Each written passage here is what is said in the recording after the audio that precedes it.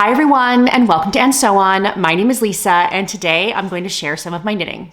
Okay, so it's a knitting day and it's a summer knitting day. And this is very exciting because I'm really getting into summer knitting, and I want to just show you guys all the stuff that I've already made and what I have on the needles and what I have coming up. So yeah, here we go. First of all, I want to thank you guys because we have passed 25,000 subscribers. I mean, it's just incredible. I can't believe it. I do have a big giveaway coming up. I was arranging my Me Made wardrobe for Me Made May, and there's more to do than I thought. And so I thought, you know what, I'll do knitting today, and then the next video will be a sewing video, and that's when I will do the giveaway. So if you aren't already subscribed, please do, so that you can come back and be a part of the giveaway. I have 4 gifts to give away, maybe even 5, and it's going to be really exciting. Today's actually my birthday. I'm 49 today, the last year of my 40s. And it's interesting because it's May the 1st, and in Toronto, where I grew up, and I spent some time in the States as well, that's not a holiday, right? May 1st is just like any other day. But here in Spain and in other places in Europe, May 1st is Labor Day. It's the day of the worker. And so today is a national holiday. And so it's really interesting, having spent most of my life in a place where my birthday wasn't a holiday, and then for the last, well, I think this is my 4th birthday here. Yeah, I think it's my 4th birthday here, 3rd or 4th. No, it's my 4th. It's my 4th birthday here. I definitely find it really interesting to be in a place where your birthday is a national holiday, and like lots of things aren't open and people go away. And I don't know, I guess I'm kind of able to sympathize or empathize with people who have always had their birthday on Christmas, or I don't know. Anyway, super fun. We're gonna go out later and meet friends for lunch, and then maybe go to the beach. It's about 20 odd degrees here, low 20s, beautiful weather. So I'm looking forward to having a great day, but I wanted to share with you guys first. Okay, so let's start with finished objects. And the first one is what I am wearing. This is the Friday tee from Petite Knit. I've been working on this since last fall. I started in like late summer, early fall, and I kind of put it away and then picked it back up again a couple weeks ago when we went to Madrid as my train knitting. And it's great. It's such a great, I'll put in a video separate so you can see more. I made the 3rd size. This is in Knitting for Olive cotton merino in white and in the blue whale color, dusty blue whale. I have almost a whole one of the white left and still a portion of the blue, so I'll probably try and do something with it. I don't know what yet. I knit the size 3, and it's definitely roomy. The edges are, the hems are a little bit more open than I would like.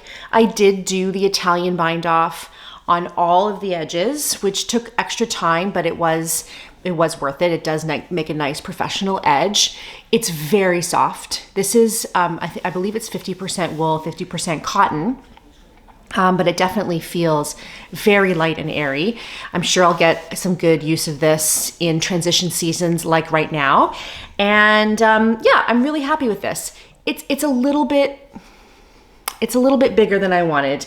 I'm debating maybe putting some elastic in these cuffs, and I haven't blocked this because I really didn't want it to open up anymore, and she says like that the broken rib opens up. But it's a beautiful pattern. Blue and white is so classic. I feel like it's something I'll be able to wear forever. And yeah, do I have anything else to say about this? I don't think so. I think that's it. The next one that I have, I'm not going to try on right now, but I will hopefully put in a picture of me wearing it. And this is called the Isabella Summer Top. And it is by a woman named Sis Fradens, but it's a free pattern for hobby. And I made it using this yarn from Valeria de Roma, and it's called Verano Elastico, which means summer elastic.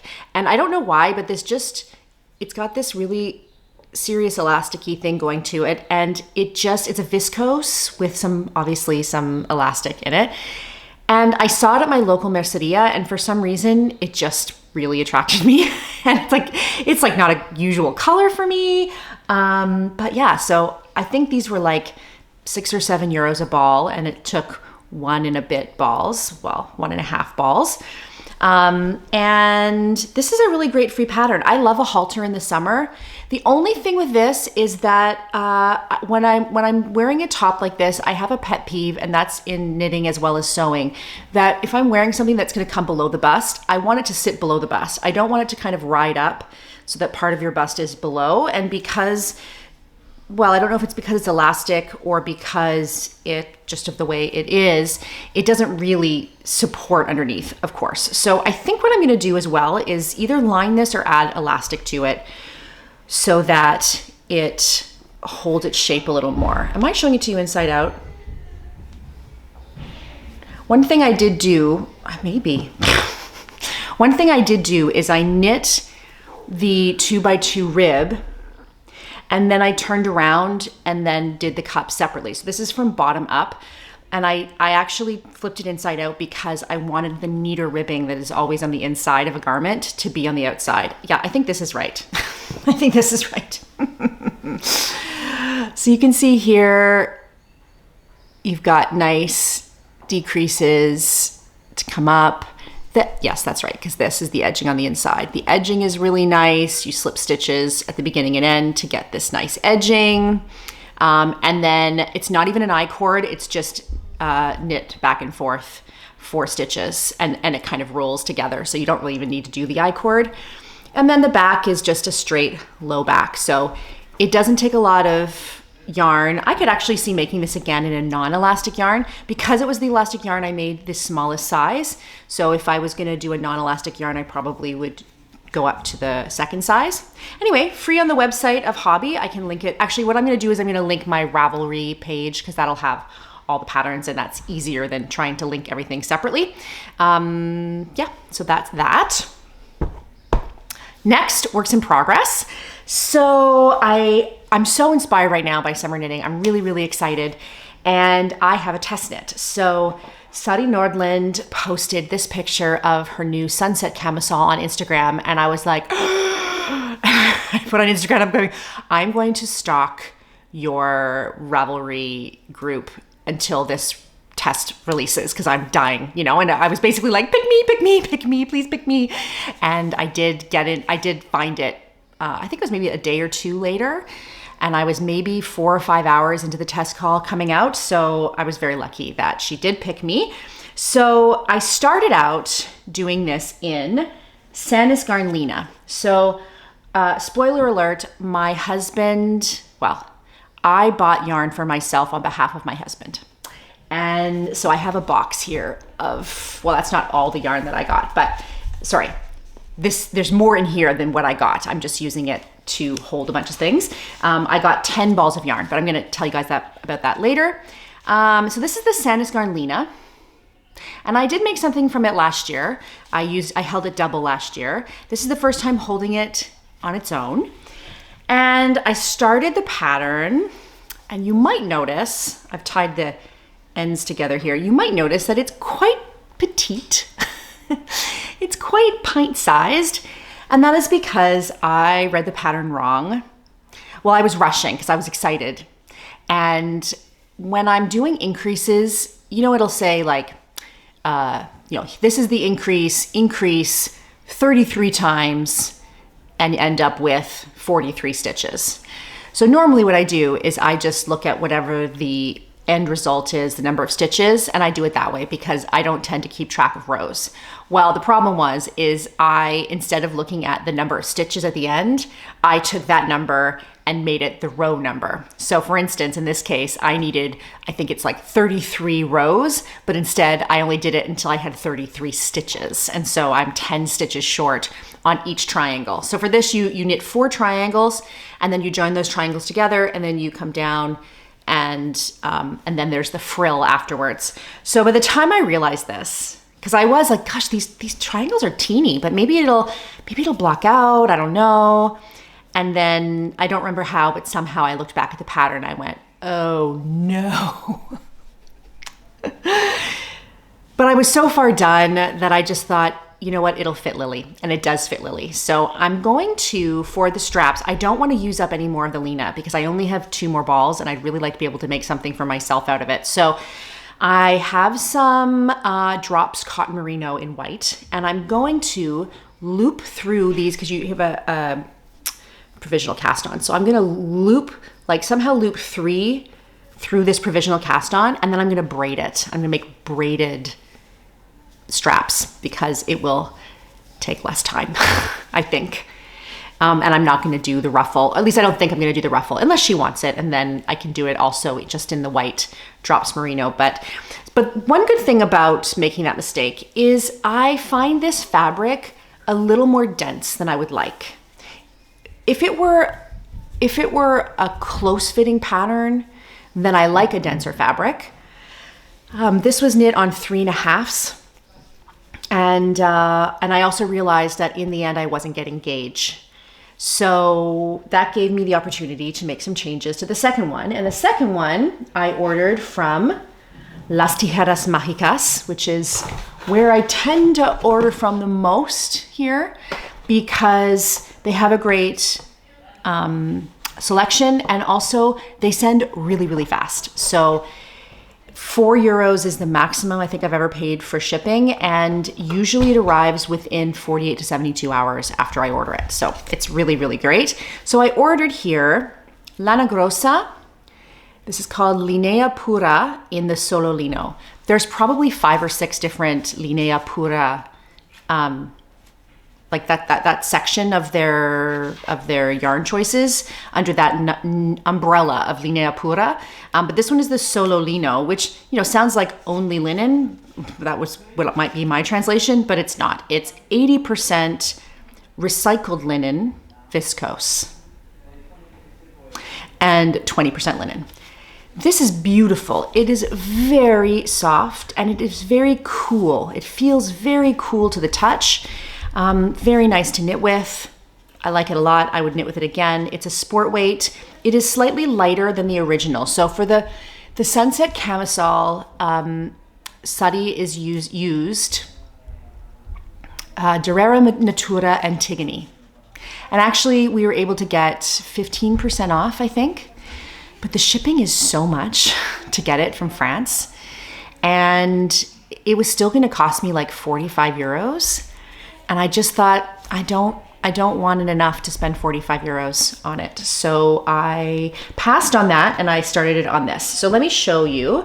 I'm just at the end of my 3rd ball. I'm hoping that 4th ball will do me. I may need to order one more, but let me show you here. Here it is. So as you can see, even just as a tank pattern, it's beautiful. So I started off by doing one triangle. It's this one here. And let me put a hand behind it.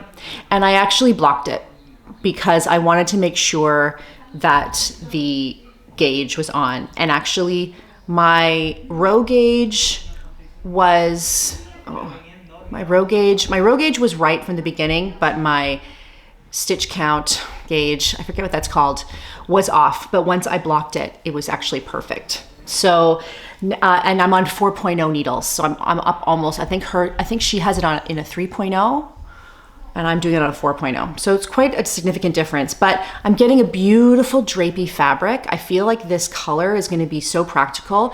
It's like a silvery grayish kind of color. I'm now like 3 or 4 centimeters from starting the turned hem. And then I do the straps and then I do the ruffle. So will I get through with this? I think it'll be close. But I think this will be a really wearable piece that I will very much enjoy. I've been tempted to cast off the hem early and make it a little bit cropped, but every time I do that, I end up just yanking things down. So I'm trying to resist the urge and just be a good girl and knit it the way it's supposed to be knit. So there's that. And then the other thing I have is another thing I got in my birthday haul from my husband that I did for myself is, where is this here? Ito yarn, Kinu. And it looks like this. This is 2 together. And Ito is a Japanese yarn company, and Kinu is their light fingering weight recycled silk, 100% recycled silk. And you can kind of see that there are little flecks of white in there, and some of the colors have more flecks of different colors. This is pretty clear, like cleanly one color. It's a beautiful dusty rose. I think it's a good color for me. And I cast on the Joni by Natasha Hornby of Moonstruck Knits. I saw this come out a few weeks ago and I immediately loved it. And I have cast it on. I cast it on in between when I finished this and I was waiting for the Lana Grossa to arrive. So I had a couple days in the middle and I did this. So I'll show you where I am so far. You start this off by doing the back. So you can see the back here has a garter ridge detail. And then when you're down to where they want you to connect under the armpit, you then pick up from the shoulders and you knit down, and then you start the lace panel. So I'm basically 2 rows into the lace panel, and I put it aside because I want to finish up my test knit. But I love knitting with this. This is so nice to knit with. I think I had a fear because when I was thinking about it, and when I first started knitting when I was in Toronto, I think I got like a cotton dishcloth yarn, and it was so hard to knit with that I immediately became completely terrified, it's an exaggeration, reticent to use plant fibers. And that's a shame because I'm really enjoying knitting with the plant fibers. I do think that you have to choose your needles well. I think that something too pointy can be splitty. Sometimes I like the bamboo, but then for instance, once this was joined in the round, I switched to metal, like fairly, like not super sharp metal needles, because it wasn't sliding along the bamboo well to go in the round. But then back and forth, the bamboo was great. And then this one, again, I definitely wanted the metal needles because when I tried the bamboo, it was very squeaky going over it and there was a lot of tension. So in this case, metal worked better. So if you're knitting with, plant-based fibers, be aware that you might have some trial and error with the needles. That can make all the difference. And so for me, knitting this with metal needles actually made all the difference. So I'm really looking forward to having that in my wardrobe. It's so pretty, and yeah, I love it. Okay, now let me show you my acquisitions. And some of these are for my birthday and some of them aren't, but they're all summer knits or summer fibers. So if you're curious about that, you might enjoy this. Okay, so first of all, let's talk about my birthday one. So I managed to hit a sale at Las Tijeras Mágicas. So I bought 10 balls and it cost me 60 euros, including shipping, which I think is pretty amazing. All lovely brand name yarns. Not that that matters, but you're gonna know what these are. So again, I got 4 of these Sanis Garnlinas. I got 2 of the Ito Kinu. Those are the most expensive ones. And then I got 4 of Knitting for Olive Pure Silk. So in my plans, I have Knitting for Olive Pure Silk, this light putty color. And I'll tell you in a second what I'm going to do with that. But this, I think I'm going to do a dress. So for my choir that I sing with, we have to wear black. And I'm thinking of knitting myself a little black dress. The pattern I'm thinking of using is the Melides dress from Vert Knit. I think her name is Inez Oliveira. And this is a pricey pattern. It's 17 euros. I don't think I've ever seen a single knitting pattern that's 17 euros. But it apparently is very interesting and has a lot of customization, a lot of, it's written by like the designer is an architect apparently. And I'm curious about it. I haven't fully decided yet, but I've seen a few that I really like, and both of the ones that I saw only used 4 skeins of this knitting for olive pure silk. It's kind of hard to imagine I could get a full dress out of 4 skeins, but even if it broke into a 5th skein, that's still really, really good, right? And they only had 4 at Las Tijeras Mágicas. So I thought, well, get the 4 and then go from there. So I have these 4, and I think I'm gonna do it. We have a concert on the 20th, and I'm wondering if I could power through and finish it for the 20th. But if not, we also have a concert in June, so I could kind of decide. So that was my birthday yarn. And then I went into Barcelona with my husband, and we spent a night away was that just for Valentine's Day? It was. Gosh, so it's a while ago already. We went into town and spent one night for Valentine's Day, the week before Valentine's Day, so it wasn't as expensive and crazy. And I went to All You Knit Is Love, which is a yarn shop owned by an American and her husband, I think, in the Gothic quarter of Barcelona. So it's like in that kind of really old, cool part of Barcelona. And they have their own yarns, but I wanted something cool because I was starting to think about summer knitting. And so I got this Spanish yarn. It's ADR Balam Bamboo, made in Spain. She was literally just unpacking it when I arrived, when I was there. Made in Spain. And what's the numbers on it? 50 grams, 105 meters. So that's like a DK worsted 200? It doesn't look really DK worsted, but I only have 2, and I'd like to try and squeak a tank out of it. Worst comes to worst, I can order it. I think this was maybe 6 euros, maybe 5.50 a ball. Not too much. And then the last thing I have, these are actually, no, that's not true. I have a few more things. Okay. These are a few swatches I did. I did this swatch. That's the bamboo there. This is the Lena, and this is the silk.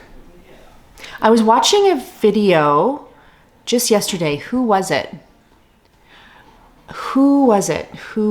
Oh gosh, if I think of it, I'll write below. But they were saying that even though we are supposed to swatch in the round, she said that actually you might want to, if it's a top where the top part is what worked back and forth between connecting and going the round, that actually you want to swatch back and forth because that's where it needs to fit better or be sure of the fit. And so the portion where you need to be sure of the fit is going to be back and forth. And so that's how you should swatch. So I was like, that's a good point. I never thought of that because I always try to swatch in the round, even though I don't like swatching in the round because I thought that I'm supposed to. Anyway, I took a picture of this and I wrote on it what the gauge was and what the needle was so that I don't forget. I believe this was on 3.5. And then this one I did with this is the Knitting for Olive Silk at the top. This is an old knit crate yarn called something that I'll write on the screen.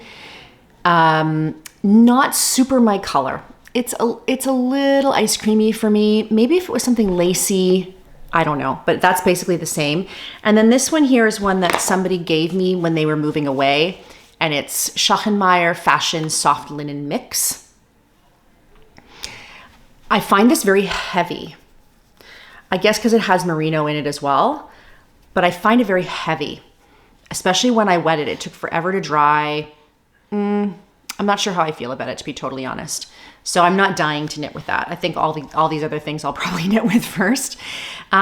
For the Knitting for Olive Silk, which is this one here, I am going to do the Kutar top by Sari Nordland. I bought that and I actually was going to start it. I think you might remember in my last video, I talked about how I was going to start it and then I didn't because of the provisional cast on. Since then, because for the sunset top, the sunset camisole, I've had to do a provisional cast on. I found a great video that I will link below that, and I think somebody, I want to say it was Naughty Gnome Knits, said to me that she just casts on over a cord, over an extra cable.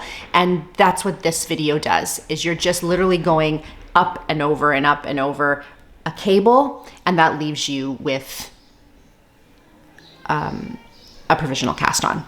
So now I'm not so scared of that.